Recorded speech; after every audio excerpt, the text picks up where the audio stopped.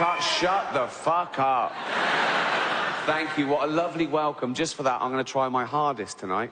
I know what you're thinking. You're thinking, Rick, relax. We've already had our money's worth just seeing you. What? You're a legend. Shut up. Why is he... I'm not a god. Right? I'm just an ordinary guy, you know, going round talking to people. Sort of like Jesus. In a way, but better. Well, I've actually turned up, so...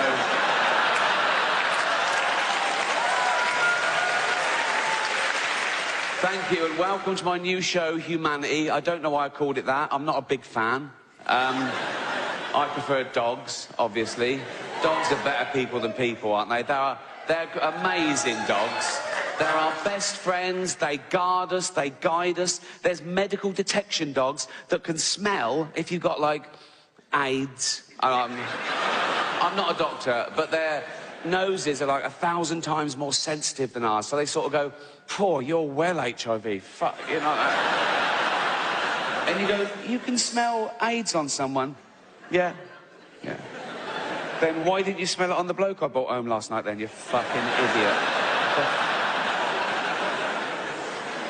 They did the first 3 billion years by themselves, evolution and all that. And then we got involved and we did a bit of selective breeding, you know, getting them how we wanted them to do jobs for us, you know, a bit more of that, a bit stronger, faster, whatever. And they're great at the jobs they're bred to do, and they love the job they're bred to do because they're genetically hardwired to love that behaviour anyway. Although the Rhodesian Ridgeback was bred to hunt lions, and I can't help but think that was a little bit of a shock to it when it found out. So we did all the breeding, all the different pedigrees, all thousands, all the miles around, a big passing out parade. There's a bloke in a square with a white coat and a clipboard, and he goes, "Right, dogs." And they all go, what? Who wants to know what jobs they've got? We all do. Right. Okay, Labradors. Yeah? Do you like carefully bringing back dead ducks? Yeah. That's your job. Amazing. That is amazing. That is my favourite job. That is my favourite job. Jack Russells. Yeah. Do you like shooting down rabbit holes after... Yeah. That's your job. Fucking hell. Best day ever. Best day ever. Miniature poodles. Yeah. Do you like being carried around by elderly homosexuals? Yeah. That's your job. That's your job.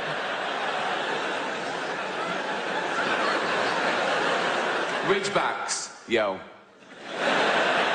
You're hunting lions. What?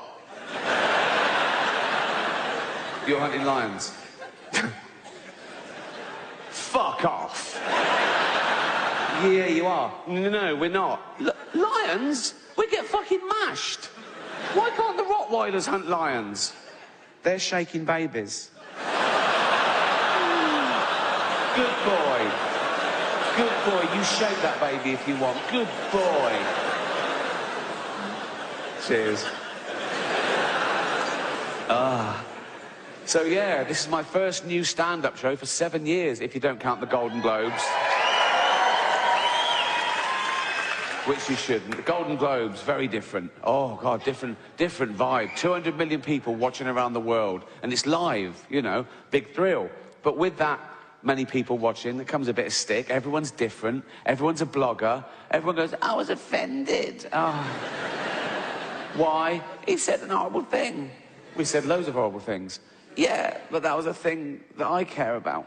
And that's the thing about offence, isn't it? It's about feelings, and feelings are personal. I don't care about the so-called backlash, you know, comedian in hot water. Ooh, you know. But my girlfriend Jane, she does worry a bit, and she reads things. Oh, why are they? What have you said? Why? I go, don't worry about it. They're not coming to the house. Fuck them. So I wind her up. I pretend I'm going to say much worse things than I ever would. You know, think of that. I have to make up worse jokes than I actually just to scare my girlfriend.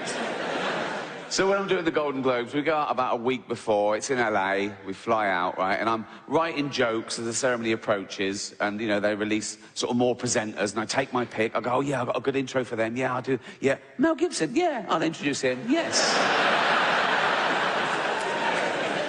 And about 3 days before this last one, right, just to wind Jane up, I said, oh, I got a good intro. She went, what? I said, Bill Cosby would make our next presenter sleep on the couch. Please welcome Helen Mirren. I didn't do it. I didn't do it. She went, you're not going to do it? I said, no, I'm not going to do that. Next day, I got her again. I said, is this too much then? I said, not even Bill Cosby carries enough tranquilizer to bring down this next magnificent beast. Please welcome Melissa McCarthy. I didn't do it. I'd never tell a joke like that. It's horrible. I was just doing it to annoy Jane. I'd never even think of that. So don't... Even on the day, on the way to the red carpet, we're in the limo, just to wind her up, I said, oh, I'm going to start off with a funny little one-liner, just an old-fashioned joke. She went, oh, what? I said, what did the deaf, dumb and blind orphan get for Christmas? And Jane went, I don't know. I said, cancer.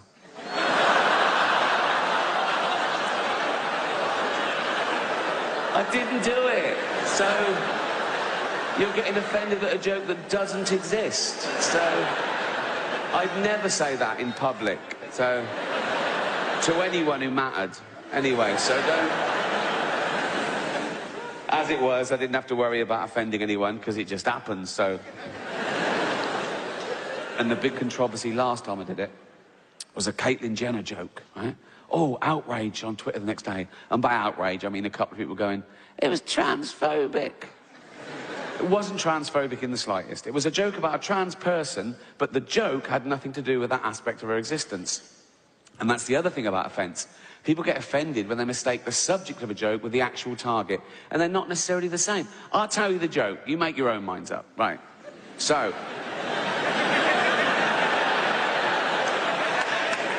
It's live, so they go, and now your host for the 68th Annual Golden Globe Awards, please welcome Ricky Gervais. They go, and they're all clapping, all the actors are looking up, smiling at me nervously. It's brilliant, right?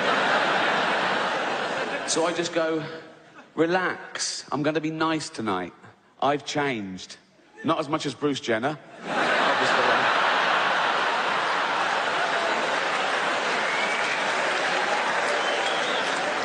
And I go, now Caitlyn Jenner, of course, and what a year she's had, became a role model for trans people everywhere, bravely breaking down barriers and destroying stereotypes. She didn't do a lot for women drivers. So, that's a clever joke, and I'll tell you why, right? It's layered. No, listen, right? The subject of that joke is stereotypes. I'm playing with the notion of stereotypes, right? So I start off saying she's a real woman. Some would say a liberal, progressive attitude. Then I go, oh, if she's a real woman, I hit them with the old-fashioned reactionary stereotype. She must be a bad driver then, right? And the target of the joke is a celebrity killing someone in their car. Let's not forget that, shall we? A celebrity killing someone in their car, running home and popping on a dress. That's the target of the joke, just so we're clear, OK? She was interviewed about a week later at some press conference for a show she was launching, now cancelled. And the press were around and one of them said, what do you think of the Ricky Gervais joke? And she went, maybe I should host the Golden Globes, right? And they tweeted that, and they atted me in, because they want a celebrity feud, you know? It was clickbait, so I rose to the bait, obviously. I just sent back, let her host, just don't let her drive.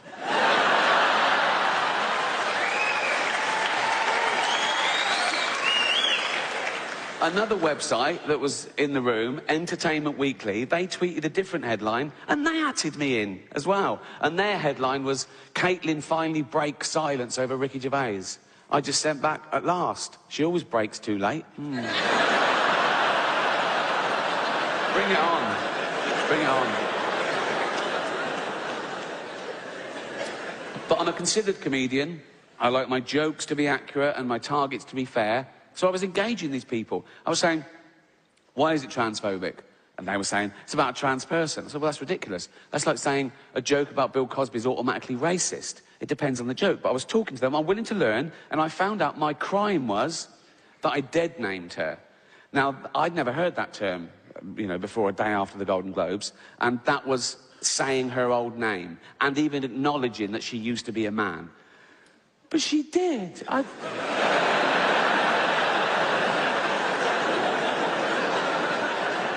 saw him on the Olympic Games. It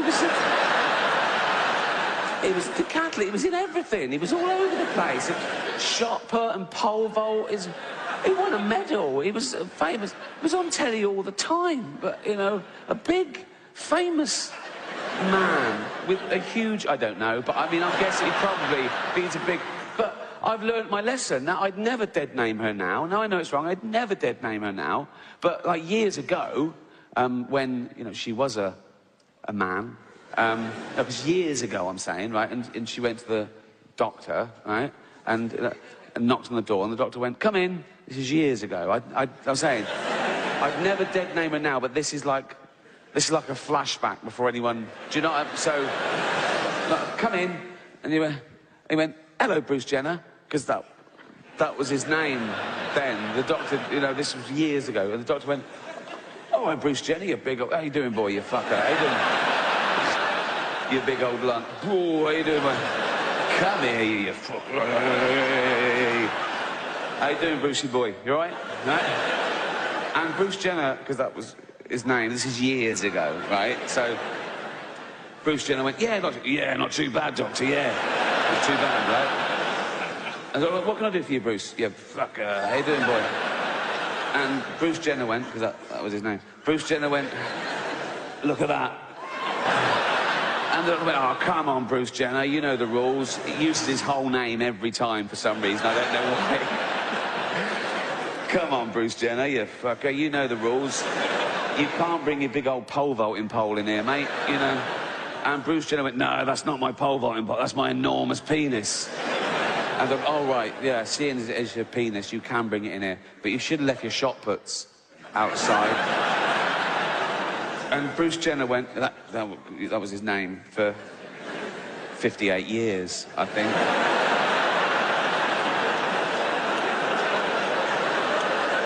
He went, "No, they're not my shot puts, they're my enormous testicles.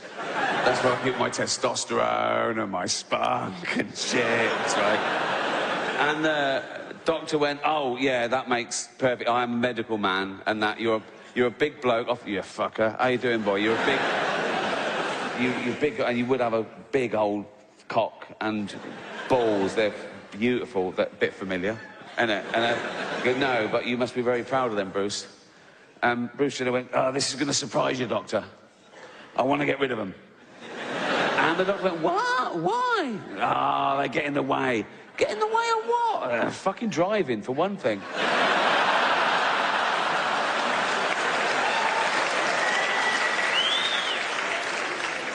I don't know why I called it that. I'm not a big fan. I prefer dogs, obviously. Dogs are better people than people, aren't they? They're amazing dogs. They're our best friends. They guard us. They guide us. There's medical detection dogs that can smell if you've got, like, AIDS. I'm not a doctor, but their noses are, like, 1,000 times more sensitive than ours. So they sort of go, "Poor, you're well HIV. Fuck," you know. And you go, "You can smell AIDS on someone." "Yeah, yeah." "Then why didn't you smell it on the bloke I brought home last night then, you fucking idiot?" They did the first 3 billion years by themselves, evolution and all that. And then we got involved and we did a bit of selective breeding, you know, getting them how we wanted them to do jobs for us, you know, a bit more of that, a bit stronger, faster, whatever. And they're great at the jobs they're bred to do, and they love the job they're bred to do because they're genetically hardwired to love that behaviour anyway. Although the Rhodesian Ridgeback was bred to hunt lions, and I can't help but think that was a little bit of a shock to it when it found out. So we did all the breeding, all the different pedigrees, all thousands, all the miles around, a big passing out parade. There's a bloke in a square with a white coat and a clipboard, and he goes, "Right, dogs." And they all go, What? Who wants to know what jobs they've got?" We all do. Right. "Okay, Labradors." "Yeah." "Do you like carefully bringing back dead ducks?" "Yeah." That's your job. Amazing. That is amazing. That is my favourite job. That is my favourite job. Jack Russell's, yeah? Do you like shooting down rabbit holes after... Yeah. That's your job. Fucking hell, best day ever. Best day ever. Miniature poodles, yeah? Do you like being carried around by elderly homosexuals? Yeah. That's your job. That's your job.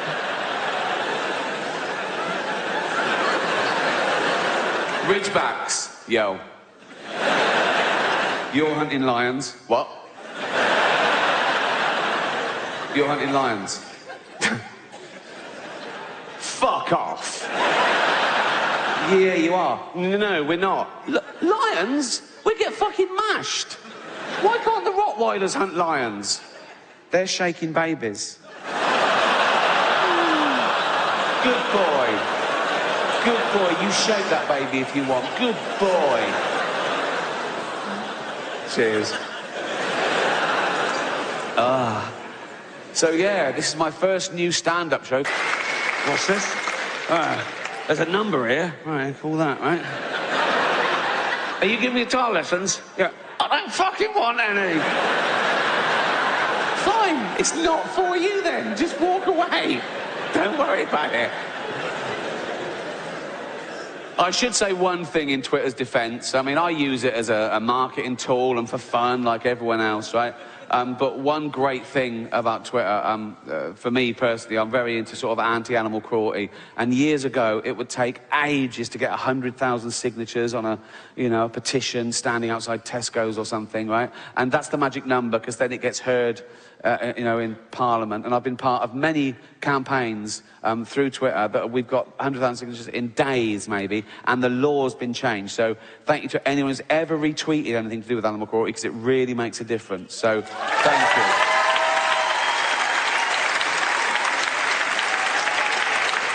But even something as, like, clear and distinct as animal cruelty, right? You think, no one's going to argue with that, are they? Yes, they will, right?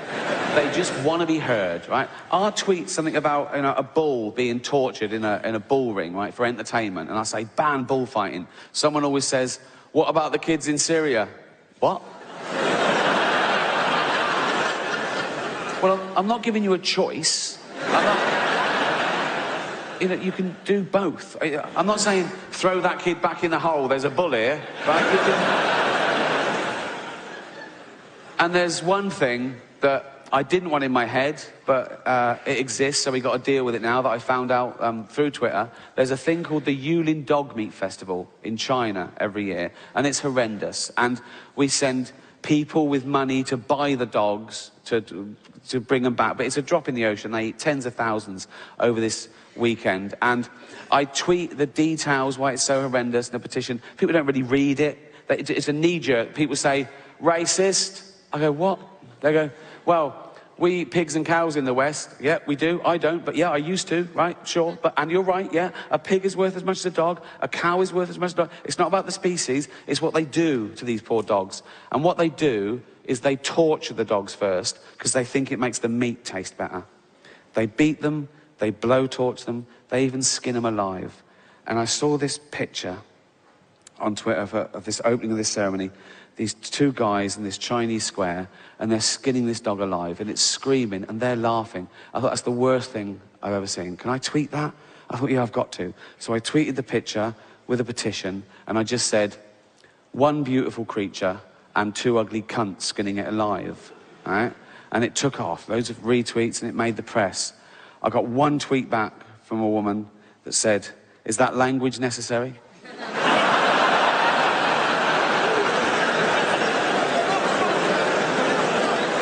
I should have left it, right? But I was incensed. I said, you're more offended by a word than by an animal being tortured to death. She said, I just hate the C word. I definitely should have left it. I sent back, people who hate the C word would hear it a lot less if they didn't go around acting like such cunts. But I'm optimistic. I am. I think people care about the planet deep down. I think just that most people on the planet don't realise that most people on the planet are destroying the planet. Most people don't realise that in my lifetime, we've wiped out 70% of all animal populations. And what's left en masse on the earth of animals is 36% human, 60% farm animals just to feed humans, and 4% wild now. People don't realise that we have to tear down entire rainforests, the lungs of the earth, just to grow grain, to feed these cows, to feed us. We steal grain from third world countries because they want hard currency. They can't even feed their own people. We take their grain, feed our cattle. Meat eaters. If you eat meat every day, if you gave up 1 day a week, we'd feed another 100 million people. But I think people care. It's out of sight, out of mind. Think of the animal that most people know, their dog. They love their dog. They wouldn't let anyone hurt their dog. And a dog is a cow, is a sheep, is a deer. People love their dog so much, they won't even watch a fictional thing where a dog gets hurt. And I get that. There's a website, it's a real website. It's called doesthedogdie.com, right? And it was set up because people would watch a film or a programme with a dog in it, and something would happen to the dog, and they'd turn it off. It would ruin it for them. It would ruin their day, right? So this website was set up. You could go to it, you could put in any film or TV show and ask, does a dog die? And someone would answer you, no, or whatever. And it's become a thing for anyone's phobias. Anything you don't want to see in a film, you just look up the film and they answer your question, right? So I looked up one film on here, Schindler's List.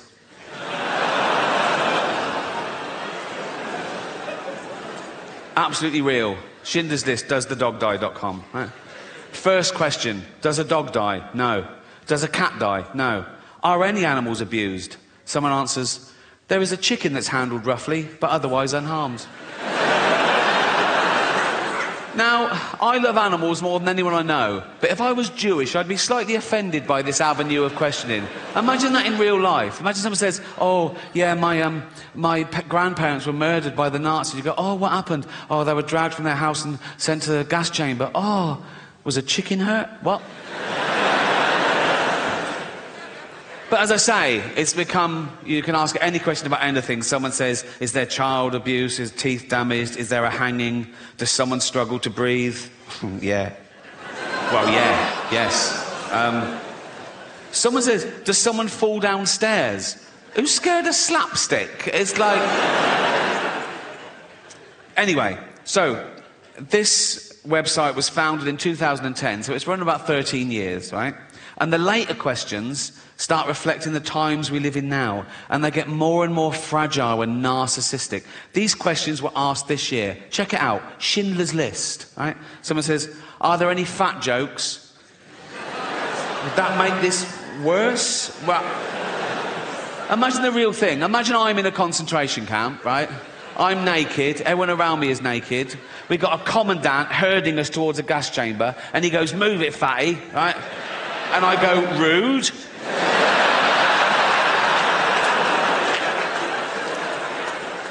No, that has ruined the whole experience, if I'm honest.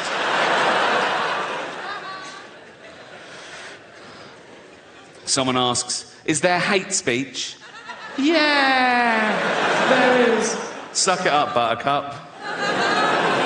Are there any man in a dress jokes? Very few jokes. If you come to this film for a giggle, you're going to be very disappointed. But this one takes the biscuit for me. Remember, this is a movie set in the 1940s about arguably the worst atrocity in civilised human history. Check this out. Is someone misgendered?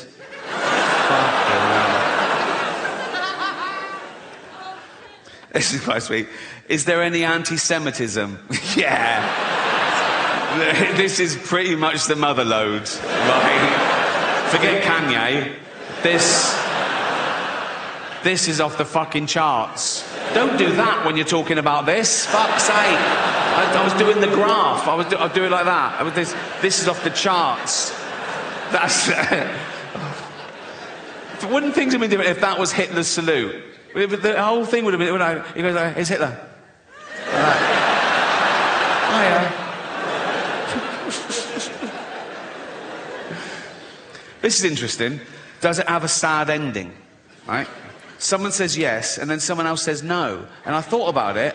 No, but then I remembered, if you've seen the film, if you remember, when the story sort of ends, Spielberg then tacks on a real bit of footage where he gets real life descendants of people murdered in the Holocaust, and he films them coming into a Jewish cemetery, and they each leave a stone on the grave to represent their family members that were murdered, and it builds up, and it's very moving. And so I think I get the ambiguity. Does it have a sad ending? Yes, in the sense that 6 million Jews pointlessly lost their life, but no, in the sense there was still enough left over to build a little rockery.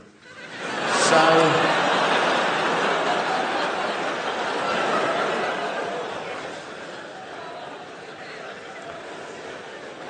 I asked one question myself on this. Is James Corden in it?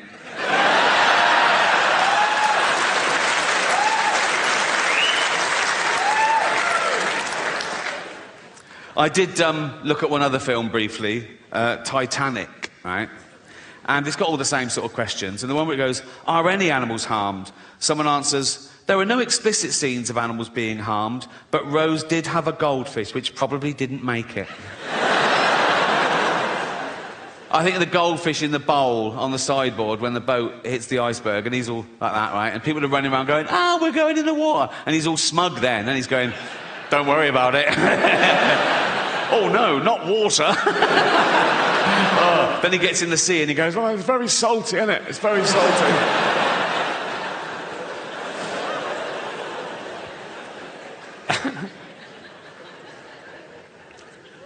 I'll leave you with a true story.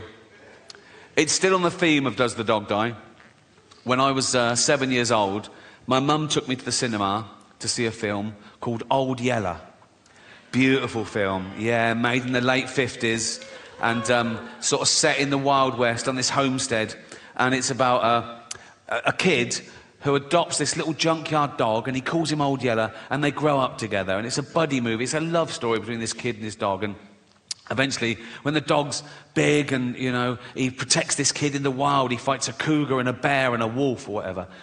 But towards the end of the film, the kid's about 13, maybe, it takes a dark turn. I remember the kid sort of looking at Old Yeller, who's locked in the barn, and the mother's suspicious, right? And she goes, is it Old Yeller all right? Yeah, he's fine, he's fine. But the kid knows that he's been bitten, right? And soon, Old Yeller starts foaming at the mouth and, getting aggressive. And the mother turns up with a gun, and the kid goes, no. And she goes, you know we've got to do it, boy. He goes, yeah, but he's my dog, I'll do it. And he shoots his own dog. And I was like in floods for like a year, right? Anyway, fast forward, right, a few years ago, I was on tour, I was on a train, and I get a text from Jane, and she says, oh, I'm finally watching Old Yeller.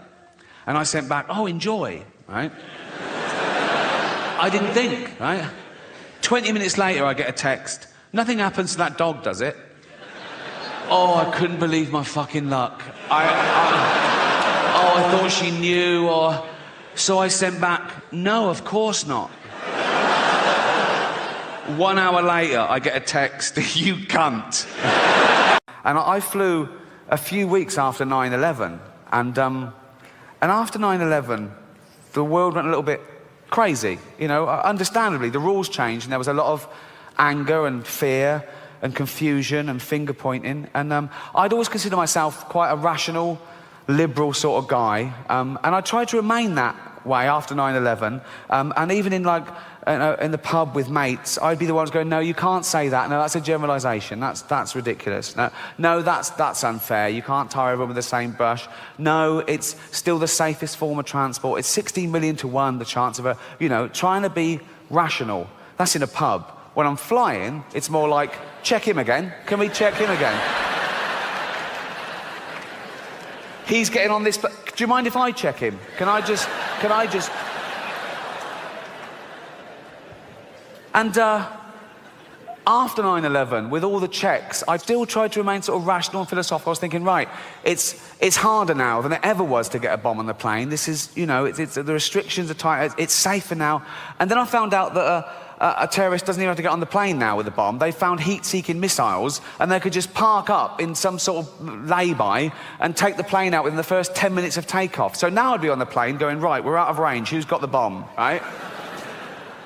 And as I say, I flew a couple of weeks after 9/11, an internal flight, and we were up in the air. I'd done the thing right, we're out of range, right, okay, right. And I was still a bit nervous, and I said to the air hostess, I said, have you got any magazines? Think of this. She said, quite loud, quite blasé, she said, no, honey, we've got no magazines. We've had to undertake severe cutbacks because we're one of the companies being sued over 9/11. One, don't mention 9/11. Surely a new rule book went round. Don't mention 9/11 when you're handing out the coffee. Just, you know what I mean, right? Two, don't say severe cutbacks. Severe cutbacks. If someone says that, I don't think of magazines anymore. I think of a bloke in an aircraft hangar earlier that week going, do we really need all these rivets? It's just... What terrible bedside manner. I mean, I take first-class flights everywhere. I know you wouldn't have it any other way. I'd do it for you, really. Some of the flights I take cost £10,000, okay? And for £10,000 in a disaster, I expect the front end of my plane that I'm in to gently break off and float down to a desert island. It doesn't. I'll die with the rest of you fucking losers. That's not fair, is it? I know you tried to save me, but you couldn't. We'd just be on the news. I'd probably be the only one get name-checked on the news. You'd be 230 others, but which is some consolation. But anyway, so, okay. Once I was flying back from New York, okay, 9:25, a Saturday night, JFK to London Heathrow. BA, first class. Okay, now... This is my point. It's fear that threatens rational thought, I think, okay? I'm there. Now, the whole week leading up to that flight, I don't know if you remember it, or it's happened more than once, I don't know, it was a couple of years ago, on every news channel in America, there was a rolling ticker tape that said, America on red alert. We've had intel, there's going to be another 9/11 in a major city, probably New York or LA, okay, this weekend. Do not fly unless you absolutely had to, right? I had to, I was filming. And, right. So, I'm the only one in the first class lounge, okay? And I still tried to remain rational. I was thinking, no, it's safer now. Everyone's looking for a terrorist today. They'll leave it till Monday, right? And then it happened. The thing that threatened my rational thought. I had a bit of a mini breakdown. Into the first class lounge, about 30 minutes before boarding, came this guy. I don't know whether he was North African or Middle Eastern or Asian, but he had all the gear, right? Beard, steered attaché case, okay? And here's your middle class sort of liberal. I went...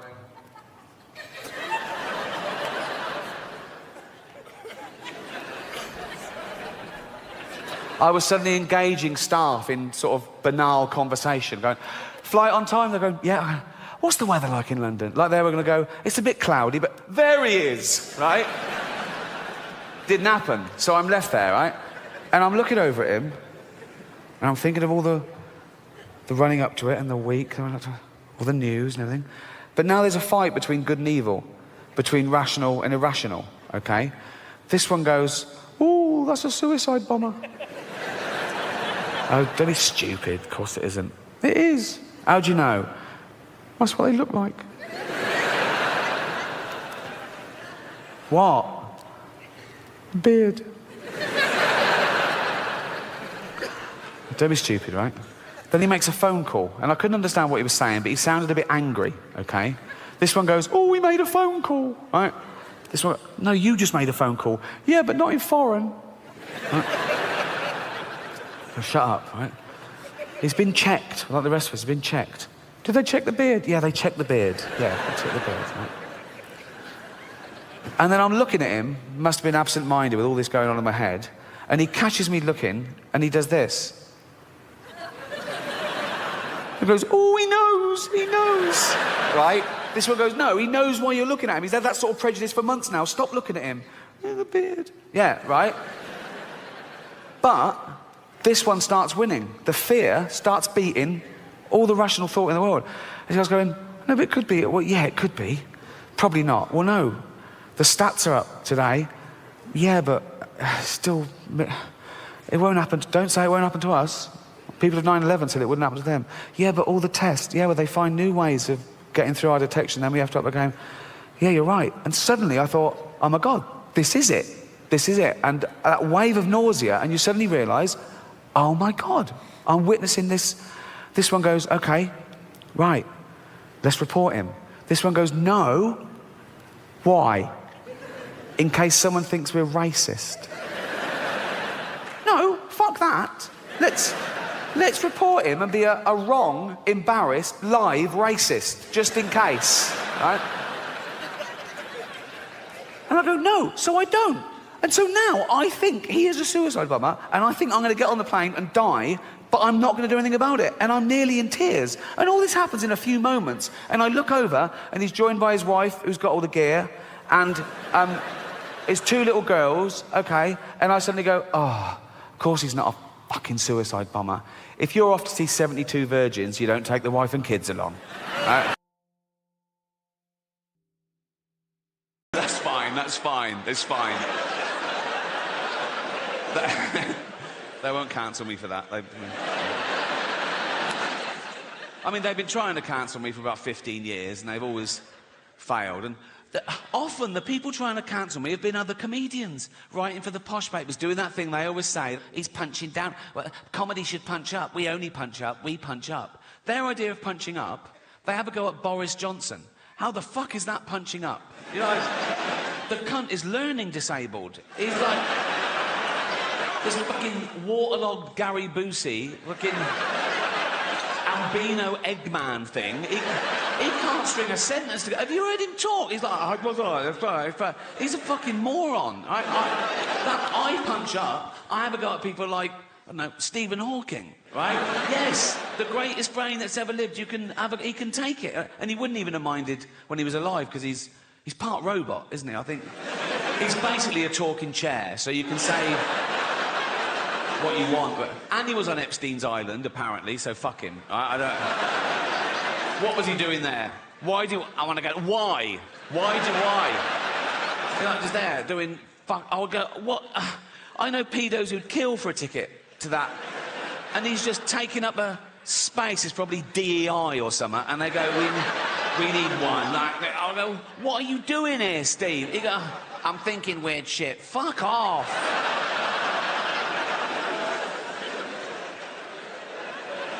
That is probably a hate crime. That is...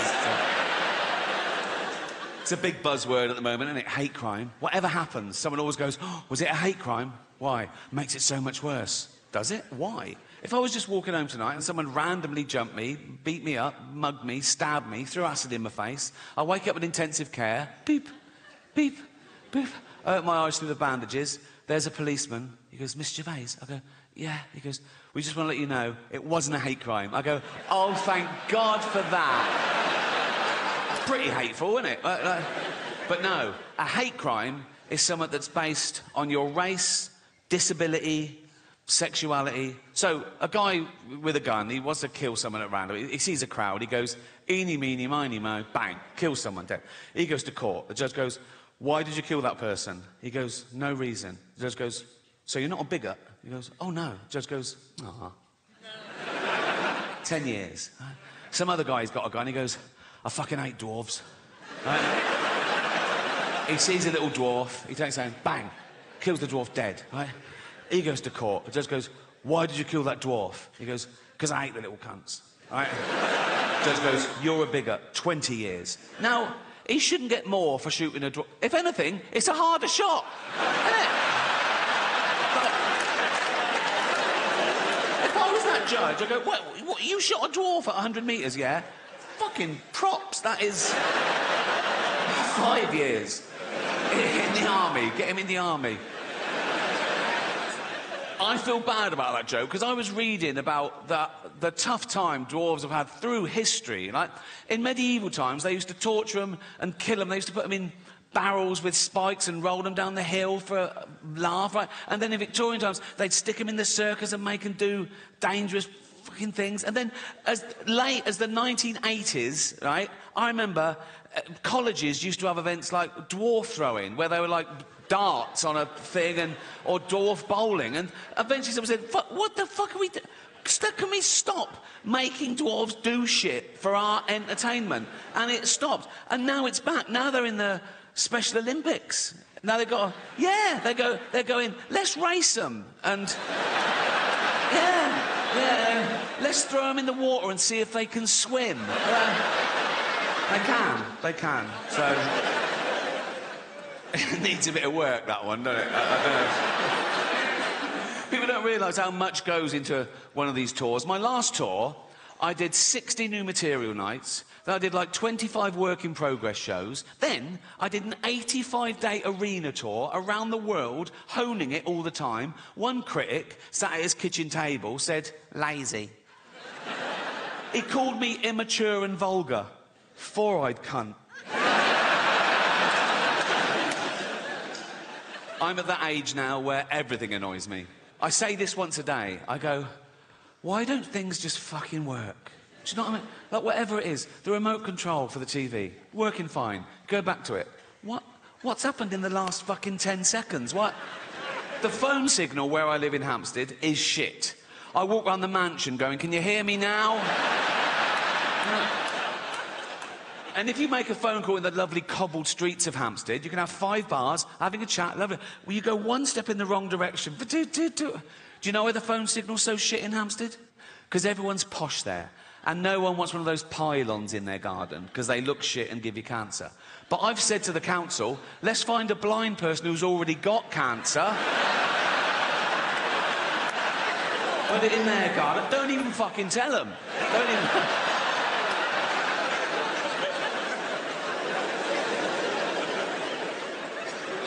But never mind inanimate objects, people annoy me the most. Oh, I say this once a day as well. I go, there's always someone who fucking ruins it. Do you know?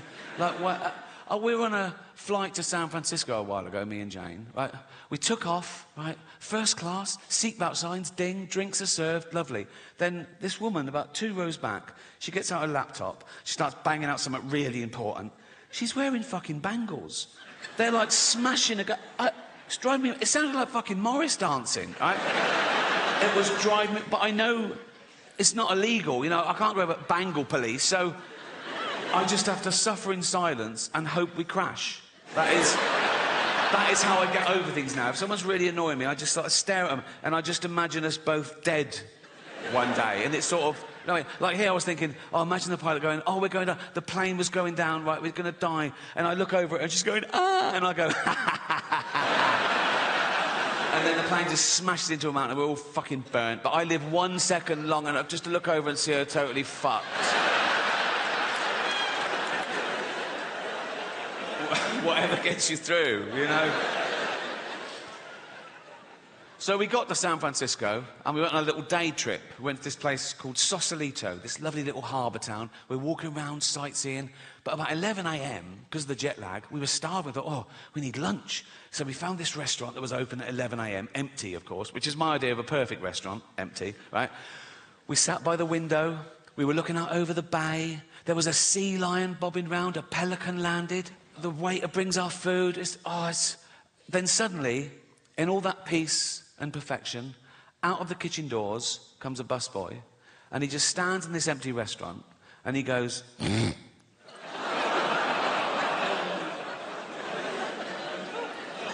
I looked at him, I looked at Jane. Jane didn't even look up. She just went, nothing we can do. So I'm all alone, right, and the sweat starts. I just get a sweat, right? I go, OK, he's going to do it again, he's going to do it again. Sure enough, I bang my fork against the plate and I just look at him like that. And Jane goes, he doesn't know why you're staring at him. I go, I want him to know. I want to go, you OK? I go, not really. You know, you keep doing that, right? Jane goes, for heaven's sake, he's a busboy. He's at work. Let's just eat and go. So meal ruined, right? And I wasn't allowed to do anything, right? So this is how I got through the last 10 minutes of that meal. It's absolutely true, right? I'm eating. Every time he went, I went, cunt!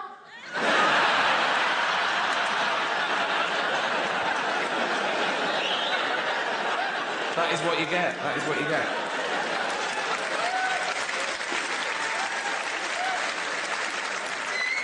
I did want this show to be more highbrow than this. Joking aside, I think this is my most honest and confessional show so far. Not in a Edinburgh Fringe type way. I mean, oh, my parents died, so I went all autistic. None of that shit, right? My parents did die, but I'm pretty sure I'm not autistic, because once someone gave me a Rubik's Cube and I put it straight in the fucking bin.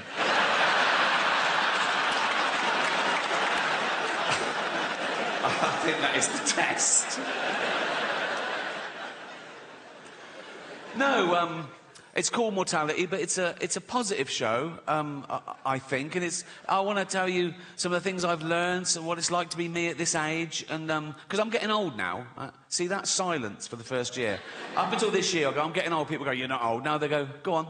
Like that. It's like, in fact, they make it worse. They say things like, oh, yeah, but the good thing about getting old is you don't care what people think about you.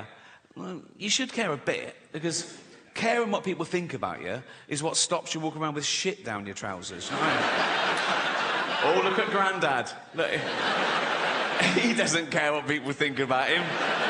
No, he's wanking at a wedding. He doesn't, no. But as I say, it's a positive show, because it's not all doom and gloom, getting older. There's good and bad to getting old. There really is. There's good and bad to getting old. For example, yes, there's more chance now of me having a heart attack, having a stroke, getting cancer, but much less chance now of me ever being raped in prison. Yeah. So when I was a young man, I thought, fuck, I could never go to jail, not with this cute ass, right? But now, I'd be pretty confident I'd be left alone. You know, like, I'd go down the corridor, my first day, with a little towel, just whistle along, right? They'd all come to the bars and go, ooh. You know what I mean? I'd spend as much time as I wanted in the shower. No one's even looking, not a sniff, nothing. The big danger for me these days, bending over in a prison shower, would be my back going, right? And just sort of crumpling to the floor and having to be helped to my bunk by two big gay rapists. And they just put me down naked and leave. And I go, lads, before you go, I've done my shouldering. Can you little tug? Right? And they go, nah. I go, what do you mean, no? You're literally gay rapists. They go, we're not monsters. I'd also be a bit more confident these days going to jail because I've got a bit of cash. I reckon I could buy my way out of danger. Do you know what I mean? Like the first day I'd go, right, who's in charge? Who's Mr. Big? And they go, Chopper Harris, D-Wing, right? I go, so I'll go and see Chopper, and I go, right. I said, right, I'm in for a year. There's £1 million waiting for you if you make sure no one beats me up, steals my food, no one so much as fingers me.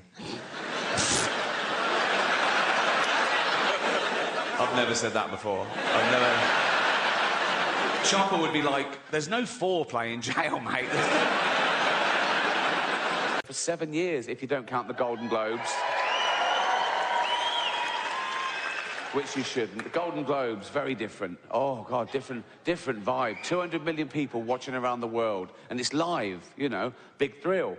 But with that many people watching, there comes a bit of stick. Everyone's different. Everyone's a blogger. Everyone goes, I was offended. Oh.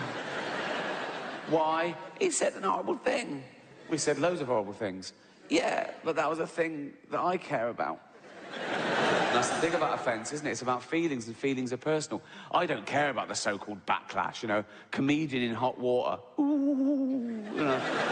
But my girlfriend Jane, she does worry a bit, and she reads things. Oh, why are they? What have you said? Why? I go, don't worry about it. They're not coming to the house. Fuck them. So I wind her up.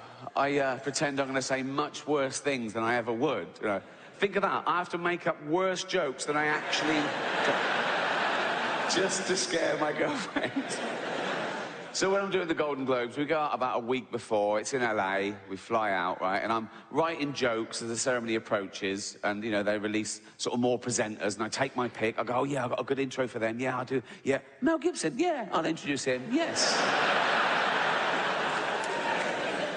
And about 3 days before this last one, right, just to wind Jane up, I said, oh, I've got a good intro. She went, what? I said, Bill Cosby would make our next presenter sleep on the couch. Please welcome Helen Mirren. I didn't do it. I didn't do it. She went, you're not going to do it? I said, no, I'm not going to do that. Next day, I got her again. I said, is this too much then? I said, not even Bill Cosby carries enough tranquilizer to bring down this next magnificent beast. Please welcome Melissa McCarthy. I didn't do it. I'd never tell a joke like that. It's horrible. I was just doing it to annoy Jane. I'd never even think of that. So don't...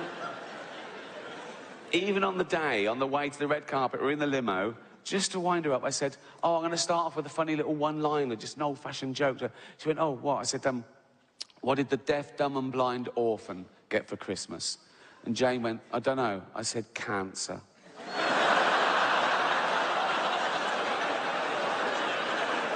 I didn't do it. So you're getting offended at a joke that doesn't exist. So I'd never say that in public.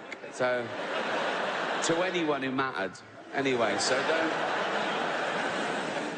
As it was, I didn't have to worry about offending anyone because it just happens, so... I've been looking into infant mortality rates recently. For research. It's not a fucking fetish. Like... A child born today in the UK has a percentage chance of survival of 99.8%, which is incredible. I thought, is that just the mollycoddled West? And I was putting in third world countries. And even in Africa, it's like 96.5%. In the wilds of Africa, where everything wants to fucking eat a newborn baby, babies are vulnerable enough, aren't they? In Africa, a baby can be born in a mud hut. There's a lion outside. It's covered in blood because they can't wash it. They've got no water. Oh, and it's already got AIDS. Now, by the time that joke goes on Netflix, it'll be nuanced. There'll be an underlying satirical point, I'll claim. But until then, all I've got is, baby's got AIDS. I know that it's funny. I just have to work out why. Leave it with me. Leave it with me. Also, by the time that goes on Netflix, I'd have been playing arenas around the world. It'll be hitting hard, people will be laughing. So if you are an African woman and you just had a baby in Africa and the doctor goes, oh, I'm sorry, your baby's got AIDS. You go, oh, my God, you're there. You know, our little baby's got... You're there with your husband and you go, oh, our baby's got AIDS, Jeff. Jeff.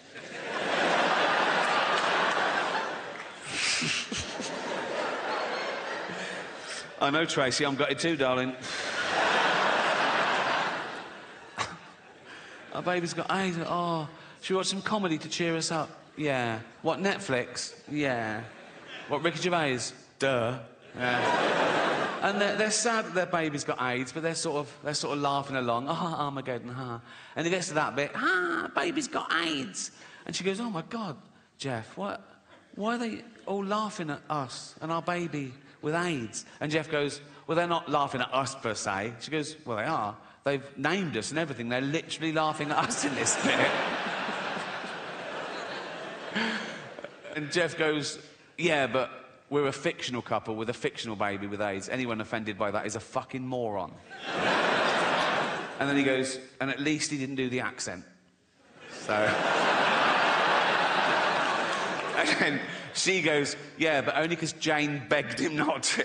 I think we get our sense of humour from our parents, whether we realise it or not, particularly working class kids, particularly from working class mums, because they're busy, they're doing everything. They're keeping men in check, they're bringing up kids, they're going to work, they're saving the world. They haven't got time. They have to frighten their kids into behaving well. They have to go to dark places to shock them into not fucking dying. Do you know what I mean? So, like, if I was little and my mum made my tea, and it wasn't my favourite, it was boiled potatoes instead of chips every day, and I went, I don't like them, my mum would go straight to, of course you do, there's children your age in Africa and they're starving to death, right? And I go, Jesus, all right. You know what I mean? The true story, I was 7 years old, right? And I'd been playing in the park and I came running in and my mum went, Ricky, come here, sit down. There must have been a local pedo incident, right? And my mum went, never go in the toilets in the park again. And I went, why? She knew she couldn't explain paedophilia to a 7-year-old, right? But this is what she came up with. She said, because there's a man going round and he's cutting little boys' willies off. I was like, What, that's a fucking thing, is it? That's a... I didn't sleep for a week. And it worked. I never went in those fucking toilets again. But she knew instinctively. If she'd have gone, Ricky, come in, sit down. What's the matter? Never go in the toilets again. Why not? There's a paedophile. What's a paedophile? Oh, he's a man who gives you sweets and puppies. Bring it on, you know.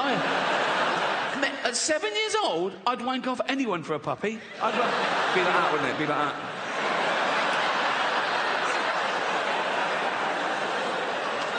Gonna get a puppy here. I'm getting a puppy. I'm getting a puppy. Gonna get a puppy here. Oh, fucking hell. Oh, I cannot do it left-handed at all. Fucking hell, come on. Have you been drinking? Oh, Jesus Christ. Come on. Fucking hell. Oh.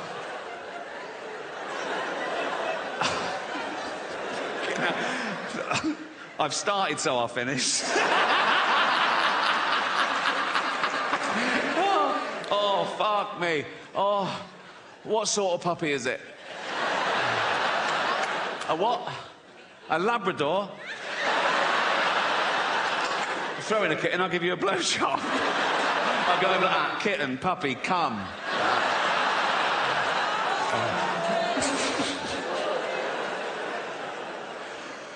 Oh, I miss the local pedo. Don't you? There was always one, wasn't there? Outside the school, you'd be with your mum and she'd go, look, there's a paedophile. Because he had the uniform of the... You know what I mean? You could spot... Old bloke, bald on top, long down the sides, like that. And I'll go, that's a dirty pedo... Say hello, hello, hello, like that. Dirty... Look, that's what a fucking pedo looks. Dirty fucking paedophile, right? That's what they look... If he touches you, we'd burn his house down. It was a good system, you know what I mean? But then Michael Jackson comes along and he breaks the mould, doesn't he? Because he's not an ugly bloke outside the school. I'm not saying Michael Jackson definitely was a paedophile. No one knows, only Michael and all those people he paid off. All I'm saying is that kids loved Michael. Kids loved Michael just to look at him, like a little Disney cartoon, wasn't he? And then his voice, hello, you know, that... Oh, Michael Jackson go up to any kid he wanted. Probably knows like that, didn't he? Probably like that. That's another thing. Kids would go, there's Michael Jackson, but he's going away from us. He wasn't. He was going towards them. But people don't care, because he's so good. Right? He's so good. He's so popular as well. I think if he'd have lived to stand trial, he'd have beaten the rap, because everyone loves him. And he'd be so vulnerable in court as well, wouldn't he? He'd be there like that, and the judge would go, Michael, did you fiddle all those kids? And he'd go, hee-hee. Judge would go, case to get out of here, you scam. Go on. Cheers. Thank you so much. Thank you so much. I hope you enjoyed the show. I hope no one was offended. No, I really do, because that's never the point. I've always wanted people to know they can laugh at bad things without being bad people. And I think it's my upbringing. As I say, I grew up in poverty with nothing, right? But the point was to pay your way, then have a laugh. That was the men. The women carried on working, obviously. But it was my older brother, Bob, who was about 11 years older than me, and it was him who I first saw making these dark jokes right in the bad situation. While the bad things were happening, he was making jokes about it, and people were laughing, and I realised, oh, he's healing them. That's what comedy's for. That's what humour's for. It gets us over bad stuff, right? Typical Bob story. He once spent an hour in the pound shop in Hayling Island, just asking the cashier how much everything was. Just to see if he could break this poor man's will. Right? And Bob was the first person I saw answer back to authority, and the first authority you come across are your parents, right? And he'd have an argument, he'd get in trouble, he'd get sent to bed, right? But I thought, no, he won the argument, though, right? And he teased my mum, and... So, my mum was a typical working-class woman, I think, in that, as I say, we lived in a shitty area, right? And most of the houses had like a bit of mud and a stolen bike and fence posts missing. She mended the fence, she turfed the garden herself, she painted the step, because she thought, if it looked respectable, we'd be respectable. So it was about reputation, I guess. And so Bob would send her postcards that just read, "Is that paedophile postman still reading your mail?" And she'd take it and she'd go in and she'd be horrified. She'd call Bob and go, "Bob, he saw it this time. You've got to stop doing that."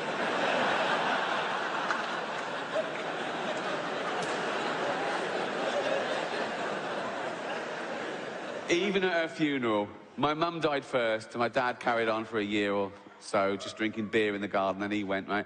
But for my mum's funeral, we sort of split up into different duties. I went and did sort of catering and flowers, and Bob went to see the local vicar. That was a mistake, right?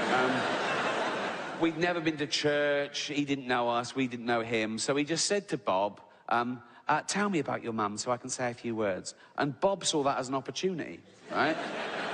So Bob, with a straight face, said to him, "Well, she was a keen racist." And the vicar went, "Oh, I can't say that." Bob went, "OK, but she liked gardening," right? And he was trying to get something past the vicar, so the vicar would say something and make us laugh in church. He didn't warn us, right?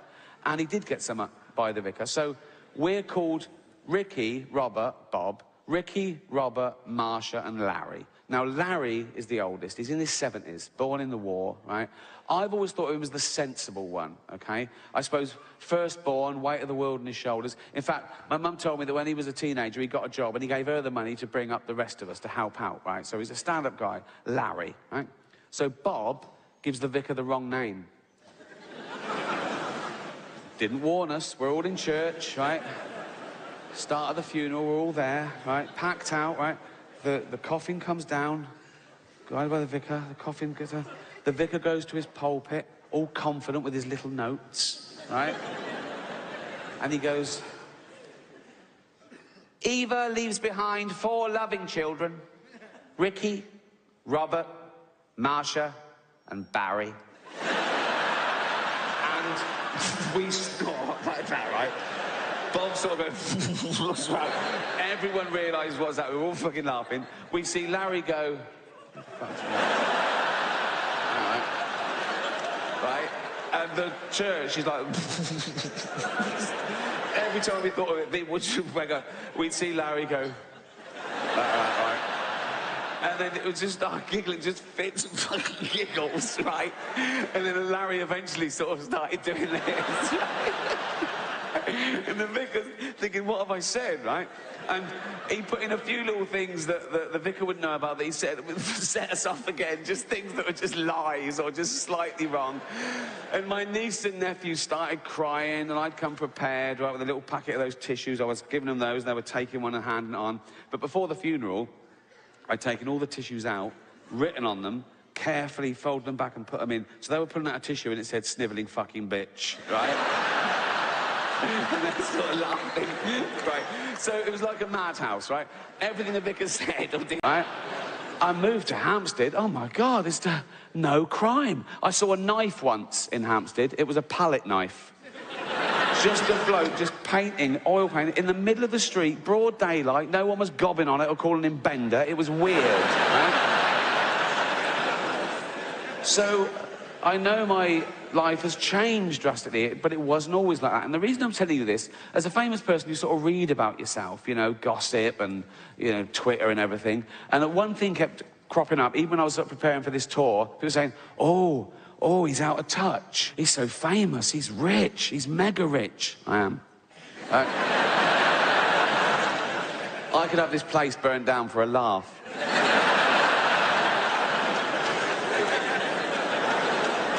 No, but they say things like, oh, he's an observational comedian. How can he say things that relate to ordinary scum? And I say, don't call them scum, right? But even the papers, they try and get around to it. I do interviews, and they'll always be able to say, oh, do you always fly first class? I go, no, often private. Right? And the number of times I've answered this question, right? They say, do you know how much a pint of milk is? It was meant to make you look out of touch, and I don't know, but that's irrelevant, right? Next time a journalist asks me that, I'm going to say, I don't know, mate, but here's £1,000. Run and get me one, will you? Is that enough? Is that enough, yeah. Another question that I always get, particularly with the posh papers, the Sundays, they're doing a profile piece, and they're still trying to alienate you and make you look different, right? And they always say things like, no, you don't have children. I say, no. I say, why don't you have children? Which is a really odd question to ask someone, why don't you have children? As opposed to asking people, why do you have children, right? Let's ask the fat lady in the leggings why she's had 8, shall we? Oh, 9, that one just fell out. That one didn't even touch the sides or disturb a cigarette. That one just, boom. No, don't claim for that.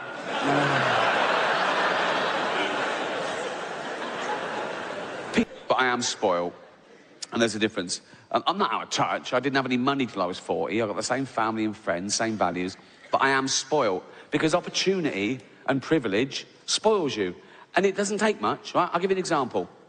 Right, first time I started making it in America, the next time we flew, we were met at the plane by a bloke in a suit and a thing, and he just walked us past the queue like that and straight out the other side, right? And the first time it happens, you're sort of horrified. You're going, oh my God, everyone's looking at me, pretending to be late. Oh God, a baseball cap. Oh God. Next time we flew, I went, where's that bloke who walks us through? I'm not fucking queuing, right? It's quick, right? And whenever I fly to the States, I've got a place there, but I'm always working, right? So someone else is paying, right? So I go first class, BA. Oh, it doesn't get any better. Even if I was paying my own way, I'd still go first class, but Jane would probably be in coach. Right?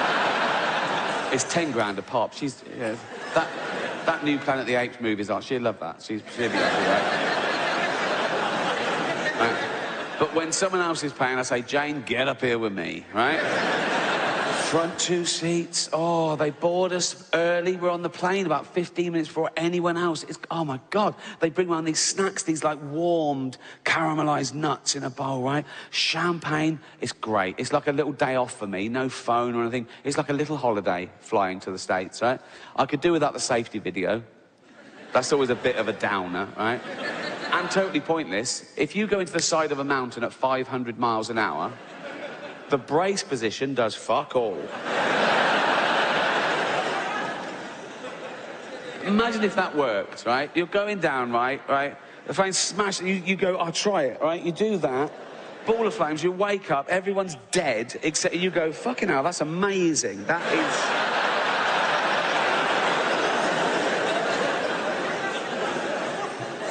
And they always use that voice, don't they, on the safety? They always use that voice, that calming, hypnotic voice. Like, nothing bad will happen. They're saying horrendous things, but they're trying to make you think, nothing bad will happen, because I'm using this voice, so don't worry about it, right? They say things like, in the event of the plane landing on water, it smashes the fuck to bits, right? They don't say that. They say, in the event of the plane landing on water, your life jacket is equipped with a whistle.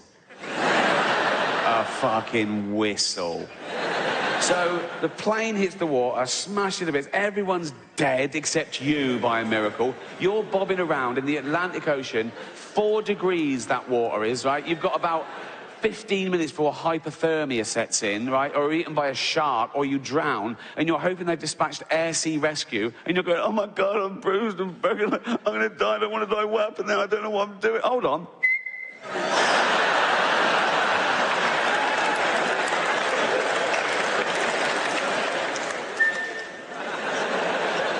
I mean, air sea rescue. Now, I don't know if you've ever been in a helicopter. Of course you haven't, right? But they're fucking loud, right? It's like having your head in a washing machine. You have to wear earplugs and then ear defenders. Your teeth rattle. It's like that. So you're over the Atlantic Ocean at night, you go...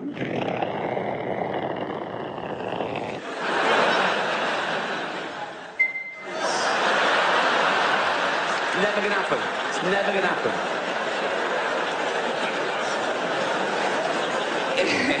If you crash, you die, right? But apart from that, it's brilliant. Right, so, I was flying. I think the world's gonna get harder and harder to understand as I get older and more bewildered. A new dogma arises in the name of progress. Now, dogma is never progressive, however new and trendy, but I think soon I'll be outnumbered. And, like, it was only this year that I ordered my first item off Amazon. All the way through the pandemic, Jane's like, bang, things are arriving, we need this, bang, it's here. Right? And I was going, oh, and she goes, it's easy. I go, I never liked real shopping either. Hated real shopping, particularly clothes shopping. I hated clothes shopping when I was young and thin. I really hate it now I'm fat and old, right? Once, a shop assistant thought I had my inside leg and my waist measurement the wrong way round. I could see her thinking, do you have an orangutan, sir? No, it's for me, you cheeky... Yeah, I never like real shopping, but I don't trust the internet either. And Jamie's going, it's just put in your credit card. I don't want to have my credit card details. She went, everyone's got your credit card details. Just put the number in. I went, what one? She went, the long one. She went, oh, fuck me, give it here. There, you're on. Order something. So I thought, oh, I don't want anything. Oh, tracksuit bottoms. You can't have too many. I wear mine till the bollocks fall out, right? So I put in men's tracksuit bottoms, black, zip pockets, about 38. Oh, fuck me, they look all right. Size chart. I go, well, they'll be a bit long, but they'll be a bit tight. I thought, $9.99. I thought, oh, fuck it, who cares, right? So I ordered them. They came the next day. I opened them up. They were shit. Now, I don't know what sweatshop they were made in or what little 8-year-old Chinese kid made them, but he should be fucking punished because they... And I was looking at where to fucking complain to get him fired, right? And I found out that these kids only get $2 a day in these fucking places, right? But what happened to pride in your work? Do you know what I mean? And I can tell, some of you are thinking, oh, yeah, but he didn't think Ricky Gervais would order them. Well, no, but maybe you should be told there's a chance that Ricky Gervais might order them. His owner should sit him down, right, and say, if Ricky Gervais orders these and complains, I'm going to rape your mummy again. What, is that too much? Sorry. Leave it with me. Leave it with me. You'll realise this is great satire when I'm dead. I should do political stuff now I'm woke, but I don't like it when a comedian just spouts his own political views and it relies on the audience agreeing with him to get a round of applause. I think that loses something comedically. I want everyone to like my jokes, whatever your political persuasion. A joke shouldn't have a political wing, you know. I'm political in my private life, like everyone, you know. Like, I'm sometimes incensed by the inequalities in our society. We're in the 7th richest economy in the world, right? And there's homelessness. There's 250,000 homeless people in Britain. Now, I wish there were no homeless people, because they're fucking horrible. You know, oh yeah, right next to the fucking cash point, you cheeky cunt.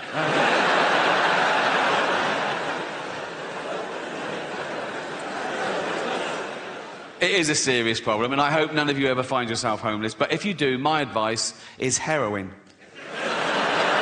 Cheers you right up, apparently. I've got one of those mates. My mate said this to me in all seriousness. He said, yeah, he said, but the thing about heroin, Rick, he said, some of the greatest albums of all time were created on heroin, weren't they? I went, yeah, but they were created by some of the greatest artists of all time, weren't they? You're a plasterer, right? If I were to give you heroin, you wouldn't come up with Dark Side of the Moon, would you? You'd fall asleep watching the telly and burn the fucking house down.